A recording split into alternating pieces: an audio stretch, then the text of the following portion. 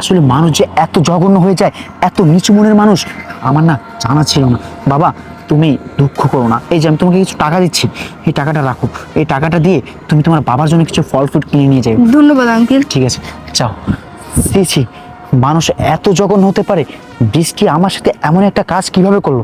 আজকে তো আমি একটা বিট করেই ছাড়বো। এই শুনলি তো আমি তোকে কেন মেরেছি? আরে তোর কি একটুও লজ্জা নেই? তুই কিভাবে পারলি তোর স্বামীর সন্তানকে রেখে আমার সাথে সম্পর্কে জড়াতে? আরে আমি তো তোকে বিশ্বাস করে ভালোবেসেছিলাম, আর তুই আমার বিশ্বাসে এই প্রতিদান দিলি। তুমি চুপ করো, অনেক বলেছো, এবার আমাকে বলতে দাও। কেন আমি ভালোবাসবো না বলো তোমাকে? আমার স্বামী 3 বছর যাবত বিছানায় পড়ে আছে অসুস্থ হয়ে, তার সেবা যত্ন করতে করতে আমি অতিষ্ঠ হয়ে গেছি। একটা মেয়ে হিসেবে আমারও তো কিছু চাহিদা থাকতে পারে, আমারও তো কিছু চাওয়া পাওয়া আছে, সেগুলোর একটাও কি আমার স্বামী পূরণ করতে পারে? তাহলে কেনই বা আমি বাইরে সম্পর্ক করবো না বলো? এই চুপ, একদম চুপ। এই তুই কি বললি? তুই তোর স্বামীর সেবা যত্ন করতে করতে